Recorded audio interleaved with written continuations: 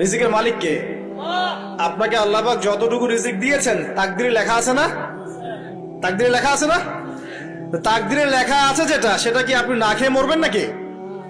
যদি আপনার তাকদিরে থাকে যে আপনি 50 বছর বাঁচবেন আর 50 বছরে আপনি 500 মণ চাল খাবেন, কথার কথা, ওই চালের এক দানা বাকি থাকতে আপনি মরবেন?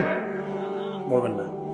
তাহলে রিজিক কি আমার সাথে সম্পৃক্ত না আল্লাহর সাথে সম্পৃক্ত? এই বিশ্বাসটা করতে হবে। তো দাড়ি রাখলে কি মেয়েরা পছন্দ করবে না নাকি? বলেছে যে বিয়ে করবো না দাড়ি রাখলে, এমন কথা বলেছে? যদি কোনো মেয়ে এরকম কথা বলে, ওই মেয়েকে বিয়েই করার দরকার নেই আপনার। যদি কোনো মেয়ে আপনাকে বলে যে দাড়ি রাখলে ভালো লাগে না, শেভ করতে হবে, না হলে বিয়ে হবে না, বিয়ে করব না, ওই মেয়েকে বিয়ে না করাই উচিত আপনার। ওর তো মানে আপনাকে বিয়ে করার যোগ্যতাই হয়নি, ওর তো যোগ্যতাই হয়নি আপনাকে বিয়ে করার। সে তো দাড়ি নিয়ে প্রশ্ন তুলছে। যে মেয়ে বলবে যে নবীর সুন্নত আছে এজন্য আপনাকে পছন্দ করি, তখন বুঝবেন যে হ্যাঁ, এই মেয়ের মধ্যে ভালো কিছু আছে। যেই মেয়ে দেখবে যে আপনি নামাজি কিনা, যেই মেয়ে দেখবে আপনি নামাজি কিনা, দাঁড়িয়ে আছে কিনা, ইমানদার কিনা, দিনের জন্য কিছু করেন কিনা, হালাল খান কিনা, ওই মেয়ে ইনশাল্লাহ আপনার ঘরে শান্তি দিবে। আর যেই মেয়ে আপনাকে দেখবে আপনার কত বড় সম্পত্তি, কতটা বড় জমি, কত বড় চাকরি, সুদ খান কিনা ওর কোনো আসা যায় না, টাকা হইলেই হইল, এগুলোকে ঘরে ঢুকালে অশান্তি আর অশান্তি। কি চাচ্ছেন, শান্তি না অশান্তি? নবী সাল্লাল্লাহু আলাইহি ওয়াসাল্লাম বলেছেন, দিনদারিতা দেখে মেয়েদেরকে বিয়ে করো। কি দেখে? একই বিষয় ছেলেদের জন্য মেয়েদের জন্য সেম। ছেলে দেখতে হবে দিনদার কিনা, মেয়ে দেখতে হবে দিনদার কিনা, পর্দা করে কিনা, দিনদারিতা আছে কিনা। দুনিয়ার এই ছোটখাটো বিষয় যদি দেখেন, তুচ্ছ বিষয়গুলো, একদিন না একদিন আপনি পস্তাবেন কিন্তু। আর যদি আপনি দিনদারিতা দেখেন, ইনশাল্লাহ আপনি কোনোদিন পস্তাবেন না ইনশাল্লাহ। আল্লাহ পাক তৌফিক দান করেন। আমি এটা একটা বড় সিদ্ধান্ত জীবনের। এই সিদ্ধান্তে যদি ভুল করে ফেলেন সারা জীবন পস্তাতে হবে। অতএব এখানে বেশি আবেগে ফ্যান্টাসিতে ভুগবেন না। ঠান্ডা মাথায় দিনদারিতাকে অগ্রগণ্য করে আপনি ছেলে দেখবেন বা মেয়ে দেখবেন ইনশাল্লাহ। আর গার্ডিয়ান যারা পরিবারের পিতামাতা আছেন তাদেরকেও বলবো, দুনিয়ার এই বিষয়গুলোকে বেশি প্রাধান্য দিতে যাবেন না। কত বড় চাকরি করে, কত বড় জমির মালিক, কত বেশি টাকা, এগুলো পরের বিষয়। আগের বিষয় হচ্ছে আপনার ওই জামাই দিনদার কিনা, আগের বিষয় হচ্ছে তার মধ্যে ইসলাম আছে কিনা, শুরুর বিষয় হচ্ছে আপনার ওই মেয়ের মধ্যে দিনদারিতা আছে কিনা। এটা নসিহত করে গেলাম। যদি আপনি বুদ্ধিমান হন তাহলে আমার নসিহত গ্রহণ করবেন, না হলে কিন্তু সারা জীবন পস্তাতে হবে। যারা বেদিন জামাই বিয়ে করেছে আর বেদিন মেয়ে বিয়ে করেছে, তারা বুঝবে যে আমার কথার মর্ম কতটুকু। তারা এখন ইচ্ছা করেও লাইনে আনতে পারছে না। পারছেন? ওই যে বলছে বিয়ের পরে ঠিক হয়ে যাবে, এত সহজ? এটা কি সুইচ টিপ দিলে ঠিক হয়ে যাবে? মানুষের মনটা খুব জটিল একটা বিষয়। এত সহজেই মানুষের মন চেঞ্জ হয় না। হয় ইল্লা মাশাআল্লাহ, আল্লাহ চাইলে হয়। কিন্তু যদি মনে করেন যে পর্দা করে না, বিয়ে করি তারপর পর্দা করবে, করাই নিব, বানাই নিব, নিজের মতো ঘুরে নিব, এত সহজ নয়। পরে দেখবেন সেই মেয়ে আপনার দাড়ি শেভ করায় ফেলছে, করতে পারে না, আপনাকে পেরেশানিতে ফেলবে। সবার এত টাকা, তোমার টাকা নাই। এই যুগে একটু সুদ খেলে কি হয়, সমিতিতে নাম লেখালে কি হয়, সুদের লোন নিলে কি হয়, সবার একতলা বাড়ি, আমার কেন, সবার 4-5 তলা বাড়ি, আমার কেন একতলা থাকবে, নাও লোন নাও, বাড়ি করি। আপনার স্ত্রী আপনাকে এদিকে ইনফ্লুয়েন্স করবে, করবে না? করবে। এইভাবে তো বহু পরিবারের কর্তা দিন দিন হাডুষ্ট করে মারা যাচ্ছে। টেনশন, পারিবারিক অশান্তি। অতএব দিনদারিতাকে প্রাধান্য দেন ইনশাআল্লাহ। দিনদারিতার সৌন্দর্য কখনো শেষ হয়ে যাবে ইনশাআল্লাহ। আল্লাহ পাক তৌফিক এনায়েত করুন। আমিন। প্রিয় ভাইরা, আলোচনা একটা বড় অংশে এবার আসছি, এদিকে খেয়াল করেন, একটু মনোযোগ দিতে হবে। এখন থেকে আমরা একটু গুরুত্বপূর্ণ জায়গায় যাব। নবী সাল্লাল্লাহু আলাইহি ওয়াসাল্লামের সুন্নতের উপর আমল না করলে আমরা কি জান্নাত পাবো কিনা? আর নবীর সুন্নত কি শুধুমাত্র ইবাদত বন্দেগীর ক্ষেত্রে করলেই হবে, না জীবনের সব ক্ষেত্রে করতে হবে? আমার সাথে কথা বলেন। নবীর সুন্নত কি শুধু ইবাদত বন্দেগীতেই করব, নাকি জীবনের সব ক্ষেত্রে করব? আল্লাহর নবী সাল্লাল্লাহু আলাইহি ওয়াসাল্লাম মাত্র 23 বছরে আইয়ামে জাহিলিয়াতকে সরিয়ে দিয়েছেন কি দেন নাই? আইয়ামে জাহিলিয়াতের শিরক, ওখানকার আপনার সুদ, ওখানকার আপনার জেনা, ওখানকার মাদক, ওখানকার গোত্রীয় হানাহানি 23 বছরের মধ্যে পরিবর্তন হয়েছে কিনা? যখন মক্কা বিজয় হয়েছে তখন কি ওই মক্কার মধ্যে কোনো শিরক ছিল, কোনো মূর্তি পূজা ছিল, কোনো সুদ ছিল, কোনো মেয়ের সাথে খারাপ আচরণ করা হয়েছে, কোনো ধর্ষণ হয়েছে, কোনো ব্যভিচার, গোত্রীয় হানাহানি, না সবাই ভাই ভাই হয়ে গেছে? 23 বছরের মধ্যে আল্লাহর নবী কি এমন করলেন যাতে একটা অন্ধকারাচ্ছন্ন সমাজ আলোকিত হলো? কি এমন করলেন, কে বলতে পারবে? 23 বছরের মধ্যে আল্লাহর নবী কি এমন করলেন? তিনি কি কোনো জাদু করেছেন? তিনি কি মানুষকে বশ করেছেন? তিনি কি আল্লাহর ফেরেশতাদেরকে দিয়ে জোর করে মানুষকে দিনের দিকে নিয়ে আসছেন? তিনি কি মানুষের গলায় ছুরি ধরে ইসলাম কবুল করিয়েছেন? এই কোনো কাজে আমাদের নবী মুহাম্মদ সাল্লাল্লাহু আলাইহি ওয়াসাল্লাম করেন নাই। করেছেন? বরং তিনি মানুষের কলব, মানুষের হৃদয়টাকে পরিবর্তন করে দিয়েছেন। বলেন সুবহানাল্লাহ। মানুষের হৃদয়ের মধ্যে আগে কুফর ছিল, আল্লাহর নবী সেখানে ঈমান ঢুকিয়ে দিয়েছেন। মানুষের হৃদয়ের মধ্যে আগে শিরক ছিল, আল্লাহর নবী সেখানে তাওহীদ ঢুকিয়ে দিয়েছেন। মানুষের হৃদয়ের মধ্যে আগে হারাম ছিল, নবী সাল্লাল্লাহু আলাইহি ওয়াসাল্লাম হালাল ঢুকিয়ে দিয়েছেন। মানুষ আগে বস্তুবাদী ছিল, দুনিয়া কেন্দ্রিক ছিল, আল্লাহর নবী মানুষকে পরকালমুখী করেছেন। মানুষ আগে আল্লাহকে চিনত না, আল্লাহর নবী মানুষকে আল্লাহকে চিনিয়েছেন। মানুষের কবর, হাসর, জান্নাত, জাহান্নাম নিয়ে এত চিন্তা ছিল না, আল্লাহর নবী তাদেরকে পরকালীন জীবন সম্পর্কে সচেতন করেছেন। করেন নাই? কিভাবে করেছেন? উত্তর, নবী সাল্লাল্লাহু আলাইহি ওয়াসাল্লাম দুইটা উৎস দিয়ে করেছেন। কয়টা উৎস ভাই? 1 নাম্বার আল্লাহর কিতাব মানে আল কোরআন, 2 নাম্বার নবীর সুন্নত মানে কি? হাদিস। আমার সাথে কথা বলেন।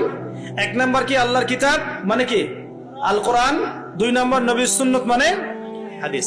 এই কোরআন এবং হাদিসকে কেন্দ্র করে মাত্র 23 বছরে নবী সাল্লাল্লাহু আলাইহি ওয়াসাল্লাম পুরো জাহেলিয়াতের চিত্রই পাল্টে দিয়েছেন। পাল্টে দিয়েছেন কিনা? আচ্ছা, কিভাবে? উত্তর, নবীজি এবং সাহাবীরা সর্বপ্রথম তারা সবাই কোরআন তেলাওয়াত করা জানতেন। 1 নাম্বার, ঠিক আছে? তার মানে সমাজ পরিবর্তন করতে হলে আমাদের সবাইকে কোরআন তেলাওয়াত করা শিখতে হবে। 2, নবী এবং সাহাবীগণ সাল্লাল্লাহু আলাইহি ওয়াসাল্লাম কোরআন শুধু তেলাওয়াতই করতেন না, কোরআনের অনেক অংশ, প্রায় পুরো অংশই তাদের মুখস্থ ছিল না? তাহলে আমাদের কোরআন মুখস্থ করা লাগবে কিনা? পুরো অংশ না পারি, অল্প একটু করা লাগবে কিনা? অথবা এতটুকু না পারি, 1 পারা পারবো কিনা? 1 পারাও না পারি, নামাজের জন্য উপযুক্ত সূরাগুলো মুখস্থ করতে পারবো কিনা? পারবো না?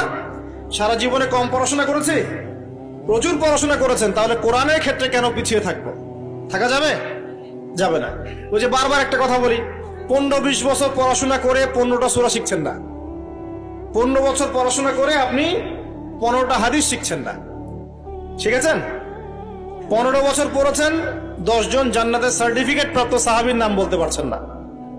নবীজির 10 জন স্ত্রীর নাম বলতে পারছেন না, তার জীবনী বলতে পারছেন না, ঈমান ভঙ্গের কারণগুলো বলতে পারছেন না, কোনো কোনো ক্ষেত্রে ওযুর মাসআলাগুলোও বলতে পারছেন না, কোনটা ফরজ কোনটা সুন্নাত। এমন আছে না?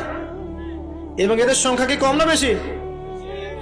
এদের সংখ্যা কোটি কোটি, এমন কোটি কোটি মানুষ আছে বাংলাদেশের মাটিতে।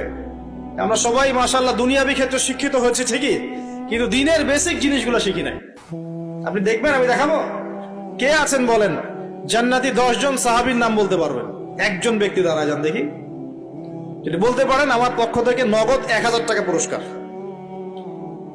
জান্নাতি 10 জন সাহাবী, এই দুনিয়াতেই তারা জান্নাতের সার্টিফিকেট পেয়েছেন। আল্লাহ নবী বলেছেন তুমি জান্নাতি, তুমি জান্নাতি, তুমি জান্নাতি। 10 জন বলতে পারবেন কেউ? কিন্তু বিশ্বাস করেন, আমি যদি এখন ধরি, কোনো পুরস্কার দিব না, 1 টাকাও ভাদিয়া নাই। আমাকে বলেন বাংলাদেশ ক্রিকেট টিমের 10টা প্লেয়ারের নাম বলেন, সবাই বলতে পারবে। পারবে না? 10 জন ইন্ডিয়ান নায়কের নাম বলতে বলেন, পারবে। 10 জন ইন্ডিয়ান নায়িকার নাম বলতে পারেন, পারবে। 10 জন আর্জেন্টিনার প্লেয়ারের নাম বলতে পারেন, পারবে। 10টা ব্রাজিলের প্লেয়ারের নাম জিজ্ঞাসা করেন, পারবে। এগুলো পারবে তারা। পারবে কি না? সত্যি কথা বলেন, পারবে কি না? অবশ্যই পারবে। 10টা বাংলা সিনেমার নাম বলেন, পারবে। 10টা হিন্দি সিনেমার নাম বলেন, পারবে। পারবে কি না? সত্যি কথা বলেন, পারবে কি না? অবশ্যই পারবে। না পারলে তো আলহামদুলিল্লাহ, আপনার জন্য দোয়া থাকবে যে পারেন নাই। কিন্তু বেশিরভাগ ছেলে পেলেই পারবে, বেশিরভাগ মেয়েই পারবে। মেয়েদেরকে জিজ্ঞাসা করেন 10টা সুন্দরী মেয়ের নাম বলো, ভারতের, পশ্চিমের, হ্যাঁ, সিনেমার, নাটকের, গায়কের, গায়িকার 10টা সুন্দর সুন্দর মেয়ের নাম বলো, বলে দিবে। পারবে না? জিজ্ঞাসা কর আজকে গিয়ে যে 10 জন জান্নাতের সার্টিফিকেট প্রাপ্ত 10 জন সাহাবীর নাম কি, দেখবেন বেশিরভাগই বলতে পারবে না। এই বিষয়টাকে আপনি কি মনে করছেন? বিগত 10, 20, 30 বছর থেকে আমরা দেখছি যে একটা অসুস্থ প্রজন্ম তৈরি হয়েছে। অসুস্থ প্রজন্ম। কিরকম অসুস্থ? দিনের জ্ঞান অর্জনের কোনো ফিকির করে না, সারাদিন দুনিয়ার জ্ঞান অর্জন নিয়ে পড়ে আছে। এর উদ্দেশ্য একটা সার্টিফিকেট অর্জন করে চাকরি পাওয়া। উদ্দেশ্য এটাও না যে এই জ্ঞান দিয়ে সে দেশ ও জাতির খেদমত করবে, এটা উদ্দেশ্য না। অসুস্থ প্রজন্ম, জিজ্ঞাসা করবেন ইসলামের বেসিক জিনিসগুলো জানে না, বাইরের বড় বড় জ্ঞান তার জানা আছে, পুরো পর্যায় সারণী মুখস্থ কেমিস্ট্রি, 10 জন সাহাবীর নাম বলতে পারবে না, 10 জন নবীর নামও বলতে পারছে না। 10টা সূরা ধরলে প্যান্ট খারাপ হয়ে যাবে। একটা সূরা, সূরা ফাতিহা বিশুদ্ধ করে কোন আলেমের সামনে তেলাওয়াত করতে দেন, দেখবেন 10টা ভুল করে বসে আছে। অনেকে তো আলহামদুলিল্লাহ উচ্চারণ করতে পারে না। কেমন আছেন? আলহামদুলিল্লাহ ভালো আছে, আলহামদুলিল্লাহ ভালো আছে, আলহামদুলিল্লাহ। আলহামদুলিল্লাহ মানে কি? আলহামদুলিল্লাহ মানে সমস্ত প্রশংসা কার জন্য? আল্লাহর জন্য। আর আলহামদুলিল্লাহ মানে সমস্ত ধ্বংস আল্লাহর জন্য। নাউযুবিল্লাহ। অর্থ কি হয়েছে দেখছেন? আলহামদু, আলহামদু মানে ছোট হায়া হাওয়াজ দিয়ে পড়লে অর্থ পরিবর্তন হয়ে যায়, উল্টা অর্থ হয়। আর আলহামদু বললে অর্থ পারফেক্ট হয়। কুল হুয়াল্লাহু আহাদ, কুল বললে একটা অর্থ হয়, আর কুল হুয়াল্লাহু আহাদ বললে আরেক অর্থ হয়। তারপরে কুল ইয়া আইয়ুহাল কাফিরুন লা আ'বুদু মা তা'বুদুন একটা অর্থ হয়। আর যখন বলে কুল ইয়া আইয়ুহাল কাফিরুন লা আ'বুদু মা তা'বুদুন আরেকটা অর্থ হয়। এগুলো আলেমরা বুঝবেন। তো কুরআনই তো পড়তে জানছে না। 15 বছর 20 বছর পড়াশোনা করে আমরা কি প্রজন্ম তৈরি করছে বলেন তো? আগামী 2-3 দিন পর তারা রাস্তাঘাটে কনসার্ট করবে, নাচবে, পিকনিক করবে, হইহুল্লা করবে এবং পশ্চিমাদের সাথে তালে তাল মিলিয়ে বলবে যে 31st night happy new year. তারা বলবে আগামী 2-3 দিন পরেই করবে। কিন্তু আজকে আরবি মাসের কয় তারিখ বলতে পারবে না। আরবি বর্ষপুঞ্জি আছে না, ক্যালেন্ডার, আরবি নববর্ষ কবে, প্রথম মাসটার নাম কি সেটা বলতে পারবে না। রমজান মাস তার আগে কোন মাস, পরে কোন মাস বলতে পারবে না। কিন্তু 31st নাইট তারা চিনে। তারা লাইলাতুল কদর চিনে না, তারা লাইলাতুল কদর চিনে না, 31st নাইট চিনে। আপনি কোন প্রজন্ম তৈরি করছেন দেখেন।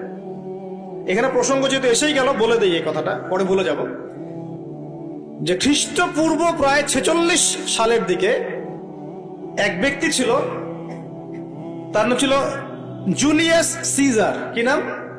Julius Caesar. এগুলো আমি আসলে অনেকদিন আগে পড়েছি, আমার মাথায় এত লাইভলি নাই, আর এগুলোর চর্চা করা আমি বন্ধ করে দিয়েছি। আমাদের ফিলোসফি কিছু বই ছিল, এগুলোতে হিস্ট্রিগুলো ঘাটা ছিল সবগুলো, আর হিস্ট্রির একজন গভীর ছাত্র। তো এই জুলিয়াস সিজার নামে এক ব্যক্তি ছিল, যে আসলে সিজার নামক এক দেবতার উপাসনা করত। কথা বুঝতে পারছেন? ওদের অনেক দেবতা ছিল, এরকম একটা দেবতার নাম ছিল সিজার। ওর নামে সে নামকরণ রেখেছে জুলিয়াস সিজার। এই নক্ষত্র পূজারী ছিল, তারার পূজা করত। কথা বুঝতে পারছেন? তো তারার পূজা যে করে সে কি তাওহীদপন্থী না মুশরিক? বলেন, সে কি ইমানদার না কাফের, কোনটা? এখন সে একটা ক্যালেন্ডার ফর্ম করেছিল, এর নাম হলো এই গ্রেগরিয়ান ক্যালেন্ডার বলে। তো এখানে প্রথম বর্ষ যেটা, এই প্রথম বর্ষতে উৎসব পালন করা শুরু করেছে এই জুলিয়াস সিজার নামক এই ব্যক্তি প্রথম, এবং সে সমাজ এটা চালু করে দিয়েছে। এরপরে